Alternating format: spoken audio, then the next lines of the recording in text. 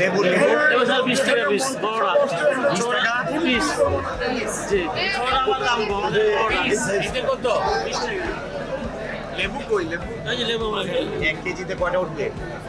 যেটা পাপা না স্যার মাপে দেখেন তো কয়টা হবে পর্যাপ্ত আমদানি হয়েছে, সরবরাহও স্বাভাবিক।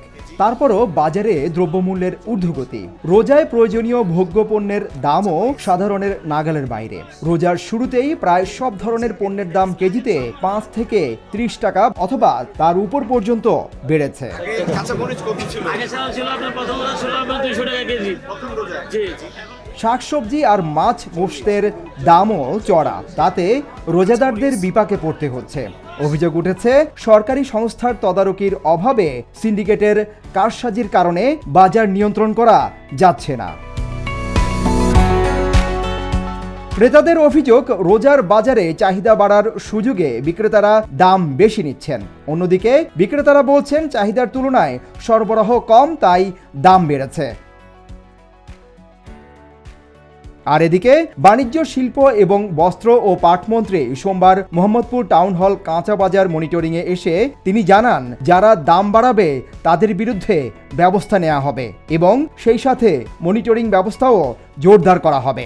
আমাদের কাজটা হচ্ছে আমরা বাজার তদারকি করার জন্য বেরিয়েছি। দেখতে এসেছি যে মূল্যের কথা আমরা জানি সেই মূল্যে বাজারে ক্রেতা পণ্য পাচ্ছে কিনা। তো যে মূল্য আমরা দেখলাম এবং যে সরবরাহ পরিস্থিতি দেখলাম সেটি আল্লাহর রহমতে সন্তোষজনকই আছে। আর এটার যদি কোনো ব্যত্যয় ঘটে আপনাদের সহযোগিতায় সেটা যদি আমরা ট্রেস করতে পারি, আমরা তৎক্ষণাৎ সেটার বিরুদ্ধে ব্যবস্থা নেব। দোকানের মূল্য তালিকা লাল সেন্টার আমল এগুলো স্যার 65 টাকা। আবার একটা আছে কম দাম, এটা চাতালের। রমজান আসলেই যেন দ্রব্যমূল্যের দাম অনেক উপরে উঠে যায়, যেন দেখার কেউ নেই।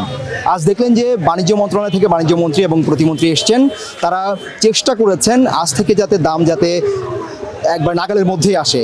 কিন্তু ওনাকে প্রশ্ন করা হয়েছে যে আপনারা যাওয়ার পর তো কিন্তু তারা কিন্তু আবার দামটি বাড়িয়ে দেয়। তিনি বলছেন যে মনিটরিংয়ের ব্যবস্থা জোরদার করা হবে সামনের দিনগুলোতে। এখানে সাধারণ মানুষরা বলছেন সরকার যদি কড়া পদক্ষেপ না নেয় তাহলে জিনিসপত্রের দামগুলো কমবে না। বিভিন্ন বাজার ঘুরে সিদ্দিকুর রহমান রুমন, হ্যালো বাংলাদেশ, ঢাকা।